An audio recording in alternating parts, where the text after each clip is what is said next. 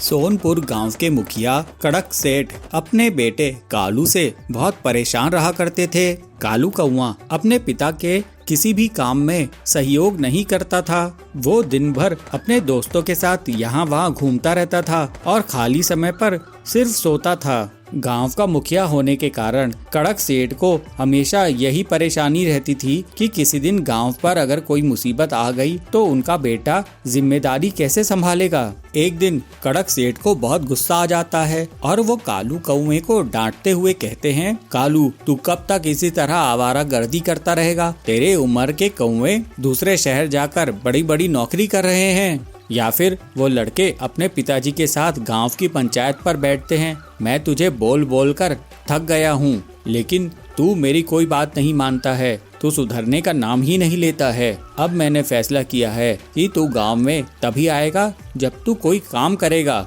कड़क की पत्नी कहती है, अरे जी ऐसा गुस्सा क्यों कर रहे हो बच्चे पर, ये आखिर जाएगा कहाँ। तभी कालू कहता है, अरे मम्मी तुम चिंता मत करो, मैं तो अभी बबलू के घर जा रहा हूँ पतंग उड़ाने के लिए। उसके पिताजी फिर गुस्सा करते हैं, तो किसी के घर नहीं जाएगा। मैंने जो कह दिया वो कह दिया। अब तू कल सुबह काम की तलाश में जाएगा और तभी लौटेगा जब तेरे पास कोई काम होगा। कालू को जिम्मेदार बनाने के लिए उसके पिता ने उसको घर से बाहर निकाल दिया और काम की तलाश में लगा दिया। वैसे तो कालू का मन काम की तलाश में बिल्कुल नहीं लग रहा था। वो एक जंगल के कोने में पहुंचा। कालू उड़ते उड़ते एक जगह पहुंचा और देखा कि वहां पर एक साधु महाराज तपस्या कर रहे हैं। उनके पास से एक नाग निकला। कालू ने देखा कि वो नाग उन साधु बाबा को डसने वाला ही है।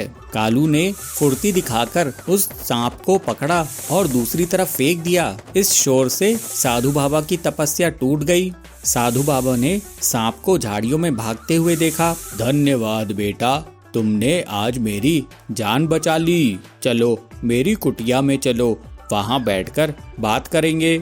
साधु की कुटिया में जाकर कालू उनसे कहता है, वाह साधु बाबा जी, ये बांस की कुटिया तो बहुत सुंदर है। हाँ बेटा, ये बांस की कुटिया मैंने खुद से बनाई है।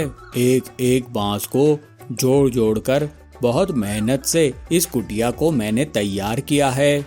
ये सुनकर कालू कहता है, साधु बाबा जी क्या मैं आपके साथ थोड़े दिन रह सकता हूँ। हाँ हाँ बेटा, बिल्कुल रह सकते हो। फिर कालू साधु बाबा के पास रहने लगा और उनकी अच्छे से सेवा करने लगा। कालू साधु बाबा के पास रहकर बांस से घर बनाना सीख गया। फिर एक दिन साधु बाबा कालू से बोले, कालू बेटा अब मेरा यहाँ से जाने का समय आ गया है। अब मैं दूसरी जगह जाऊंगा और तुम्हारा भी अपने गांव वापस जाने का समय आ गया है। कालू कहता है, लेकिन साधु बाबा जी मेरे पिताजी ने मुझे निर्देश दिए हैं कि जब तक मैं कोई काम धंधा नहीं ढूंढ लेता मैं गांव वापस नहीं जा सकता। काम तो तुमने सीख लिया कालू, बांस के घर बनाने का, ये भी बहुत मेहनत का काम है। अब तुम अपने गांव जाओ और वहां पर बांस के घर बनाने शुरू कर दो। यही काम तुम शुरू कर दो, एक दिन ये बांस के घर तुम्हारे बहुत काम आएंगे।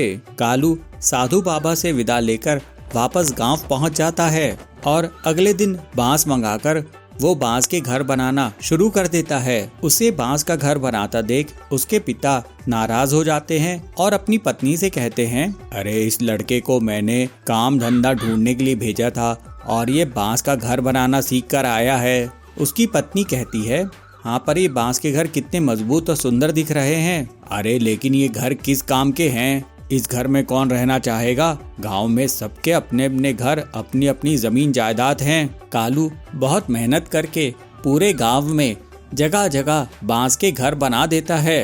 कुछ दिनों बाद बारिश का मौसम आ गया। इस बार बारिश बहुत जोरों की हुई और बारिश रुकने का नाम ही नहीं ले रही थी। इस वजह से गांव की नदी में उफान आ गया और गांव बाढ़ की चपेट में आ गया। गांव के पक्षी बहुत घबरा गए, उनके घरों में पानी भर गया था।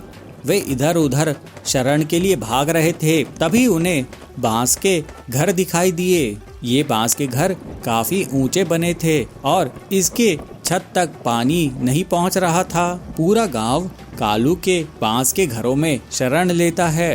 कालू का पिता कड़क और उसकी माँ वे भी बांस के घर में रहने लगते हैं। कालू अपने पिता से कहता है, पिताजी, मुझे साधु बाबा ने कहा था कि एक दिन ये बांस के घर हमारे बहुत काम आएंगे।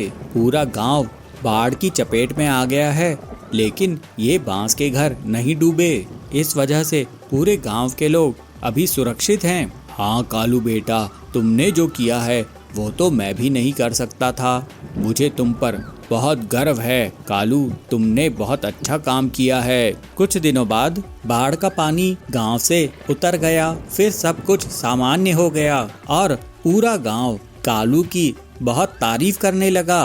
वो अपने गांव वालों की हर मुसीबत में मदद करने लगा। उसके पिताजी भी उसके इस बदलाव से बहुत खुश थे।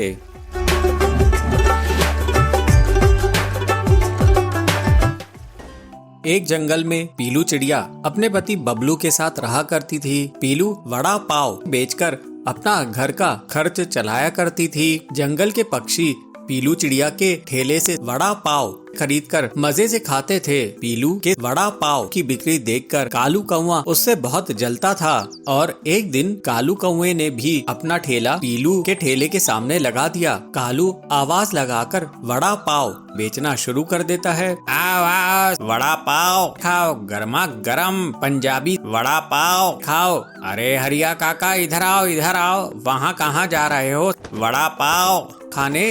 अरे मेरा वड़ा पाव खाओगे तो सब खाना भूल जाओगे। इस तरह से कालू के आवाज देने पर हरिया काका उसके पास जाते हैं। अरे कालू, तूने भी वड़ा पाव की दुकान लगा ली? देखूं तो सही तेरे वड़ा पाव में कितना दम है। जरा एक प्लेट दे, अगर अच्छे नहीं हुए तो मैं तुझे पैसे नहीं दूंगा। अरे हरिया काका, एक बार खा के तो देखो, डबल लोगे। फिर हरी काका कालू के वड़ा पाव खाता है और उसकी बहुत तारीफ करता है। अरे वाह कालू, तूने तो बहुत ही कमाल के वड़ा पाव बनाए हैं। अब से मैं तेरी ही दुकान में आऊंगा। इसके बाद से तो कालू की दुकान निकल ही पड़ी। जो भी पक्षी उसके वड़ा पाव खाता उसकी बहुत तारीफ करता। कालू की दुकान चलने से पीलू को अपने वड़ा पाव बेचने में परेशानी आने लगी। इस तरह कई दिन निकल जाते हैं। पीलू को बहुत नुकसान होता है क्योंकि अब उसके ठेले में कोई भी पक्षी नहीं जाता था। पीलू सोचती है, मैं ऐसा क्या करूं जिससे मेरे ठेले में फिर से भीड़ लगनी शुरू हो जाए, फिर से लोग मेरे वड़ा पाव खाने लग जाएं। मुझे कुछ न कुछ करना ही होगा, नहीं तो मेरी दुकान ही बंद हो जाएगी। ऐसा सोचकर पीलू कालू कौवे के पास जाती है और कालू से कहती है, कालू भैया, आप वड़ा पाव में ऐसा क्या मिलाते हो जिससे सभी आपके यहाँ वड़ा पाव खाने आने लगे हैं? आप भी अगर मुझे सीक्रेट बता दो तो मैं कहीं दूर जाकर वड़ा पाव का ठेला लगा लूंगी, जिससे मेरी भी आमदनी फिर से शुरू हो सके। ऐसा सुनकर कालू उस पर गुस्सा करता है। अरे मुझे पागल समझ के रखी हो क्या पीलू चिड़िया? मैं तुम्हें सीक्रेट क्यों बताऊं? मैं अपना क्या नुकसान कर लूं? अभी चलो भागो यहाँ से। इस तरह से पीलू दुखी होकर वापस अपने ठेले पर आती है और सोचती है, लगता है अब तो मुझे अपना ठेला बंद करना ही होगा। फिर पीलू शाम में अपनी दुकान बंद करके घर की ओर लौट रही थी। तभी पीलू की नजर कालू पर पड़ती है और पीलू कालू का पीछा करने लगती है। वो देखती है कि कालू दूसरे पक्षियों के घोंसले से उनके अंडे चुरा रहा है। पीलू सोचती है, अरे ये कालू क्या कर रहा है? पक्षियों के अंडे क्यों चुरा रहा है? फिर पीलू कालू का पीछा करते हुए उसके घर तक पहुँच जाती है और देखती है कालू अंडों को ले जाकर वड़ा पाव के मसाले में फोड़कर मिला देता था। पीलू ये देखकर चौंक जाती है। वो सोचती है, ओह ये राज है कालू के वड़ा पाव के स्वादिष्ट होने का। ये तो बहुत गलत बात है। फिर पीलू तुरंत उड़कर पक्षियों के पास जाती है और उन्हें पूरा सच सच बता देती है। चिड़िया पीलू से कहती है, पीलू बहन, कल ही मेरे दोनों अंडे चोरी हो गए थे। मुझे लगा कि दुष्ट चीलू ने उन्हें चुरा कर ले गया है। दूसरी चिड़िया कहती है, हाँ हाँ बहन, परसों मेरे भी अंडे मेरे घोंसले से गायब हो गए थे। मुझे लगा कि कोई नाग सांप लेके चला गया है। हरिया काका कहते हैं, चलो चलकर हम उस बदमाश कालू को पकड़ते हैं और उसकी अच्छे से पिटाई करते हैं। वो हमारे अंडे हमें ही खिला रहा है। फिर सभी पक्षी कालू के घर पर धावा बोल देते हैं, क्यों रे कालू, तू कितना बदमाश है? तू हमारे अंडे चुराकर हमें ही वड़ा पाव में मिलाकर खिला रहा था। अरे तुझे शर्म है कि नहीं? हाँ कालू भैया, तुमको शर्म है कि नहीं? ये क्या तरीका है? तुम हमारे बच्चों को मार रहे हो, उन्हें पैदा ही होने नहीं दे रहे हो और उन्हें हमें ही खिला रहे हो। तुम इस जंगल में रहने के लायक नहीं हो। इतना कहकर पक्षी कालू की बुरी कदर पिटाई कर देते हैं। पिटाई खाकर कालू जंगल छोड़कर भाग जाता है। कालू के भाग जाने के बाद से सभी पक्षियों के अंडे फिर से सुरक्षित हो जाते हैं और पीलू की वड़ा पाव की दुकान एक बार फिर से चल पड़ती है। अब पीलू अपनी मेहनत से अच्छा खासा पैसा कमाने लगती है। इस तरह सभी पक्षी अब खुशी खुशी रहने लगते हैं।